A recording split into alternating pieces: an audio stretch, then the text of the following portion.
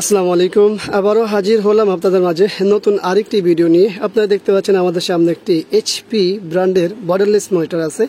আগে আমরা মডেল নাম্বারটি দেখে নিই, চলুন মডেলটি দেখতে চলে যাই।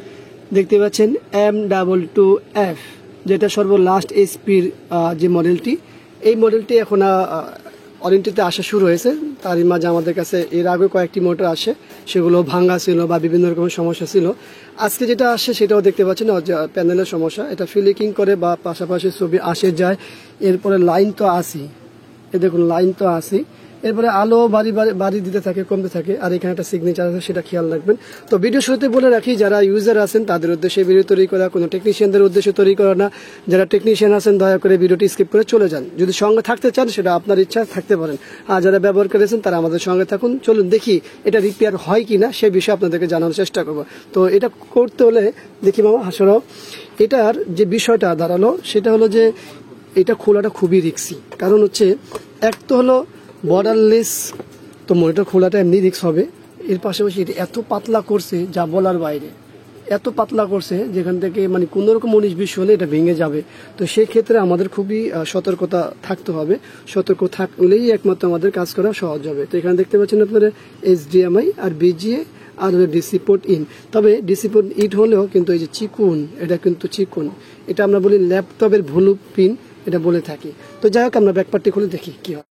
আমরা মনিটরের ব্যাকপার্টটি খুলে নিয়েছি। আপনারা দেখতে পাচ্ছেন এখানে হচ্ছে মূলত ভিডিও বোর্ড। আপনারা দেখতে পাচ্ছি ভিডিও বোর্ডে কি ব্যবহার করা হয়েছে, কিভাবে করা হয়েছে সবই দেখে নিলাম। আমরা যেহেতু প্যানেলের সমস্যা দেখতে, আমাদের প্যানেলের যে বোর্ডটি আছে সেটি দেখতে হবে। তো এখানে কি ব্যবহার করা হয় সেটা তো দেখছি। প্যানেলটি কি প্যানেল, ভিডিও বোর্ডটিও ভালোভাবে দেখে নিয়েছি। তো এটা হলো DC to DC আইসির সাথে আছে আমার কয়েলটি। তো সব কিছু মিলিয়ে আসলে দেখতে হয়। পাওয়ারটি দিলাম, আপনারা আবারও দেখতে পাচ্ছি। তো প্যানেলটির অবস্থা আপনারা দেখতেই পাচ্ছেন, কি সমস্যা, সেই সমস্যা রয়ে গেছে।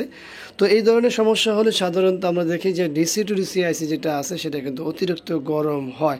তো এটার ক্ষেত্রে কি হয় সেটা একটু দেখে নিয়ে আমরা হাত দিয়ে দেখব। তো হাত দিলে পরে কি হয়, হ্যাঁ এটা কিন্তু অতিরিক্ত গরম হচ্ছে। তো এটা গরম হওয়াটাই স্বাভাবিক। তো যাই হোক, আমরা দেখি কি করতে পারি, অবশ্যই আপনাদেরকে জানাবো। আমরা অনেক সময় নিয়ে দেখেছি, দেখার পর আমাদের কিছু রেজাল্ট আসে। সেই রেজাল্টটা কি আসে সেটা একটু দেখাবো, আপনাদের সাথে শেয়ার করব। এই হলো আমাদের মনিটরটি, এই হলো প্যানেলের সিগনেচার। আর আপনারা কালার তো ফিলিকিং করতেছিল, সেটা তো দেখেছিলেনই। কালার বলতে ব্রাইটনেস বাড়তেছিল এবং শেড আসতেছিল। এই যে নিচের দিকে দিয়ে একেবারে শেড ছিল সেগুলো চলে গেছে, সব একেবারে পারফেক্ট হয়েছে। তো আমার যে মূল কাজ সেটা কমপ্লিট হয়েছে। আশা করি ভিডিওটি আপনাদের ভালো লাগবে। কারণ হচ্ছে ভিডিওটি শুরুতেই বলে রেখেছিলাম আমরা, যেটা শুধুমাত্র ব্যবহারকারীদের উদ্দেশ্যে তৈরি করা, এটা কোনো টেকনিশিয়ানদের জন্য নয়। তো আশা করবো যারা আপনারা ইউজার আছেন তারা অবশ্যই আপনারা ইনফরমেশন পেয়েছেন যে এই ধরনের সমস্যা হলে সমাধান হয়। তবে সমস্যা হলেই যে আমাদের সাথে যোগাযোগ করতে হবে বিষয়টা এরকম না। যারা কাজ করে তাদের সাথে যোগাযোগ করতে পারেন। তবে একটা কথাই বলবো, যারা রেগুলার কাজ করে তাদের সাথে যোগাযোগ করলে আপনার বা আমাদের সকলের ভালো হবে। তো ধন্যবাদ সবাইকে ভিডিওটি দেখার জন্য। ভিডিওটি ভালো লাগলে লাইক, কমেন্ট, শেয়ার অবশ্যই আমাদের এই চ্যানেলটি সাবস্ক্রাইব করবেন, পাশে থাকা বেল বাটন চাপ দিয়ে রাখবেন। আবারও দেখা হবে অন্য কোনো বিষয় নিয়ে। আজকে এখানে বিদায়। আল্লাহ হাফেজ। আসসালামু আলাইকুম ওয়া রাহমাতুল্লাহি ওয়া বারাকাতুহু।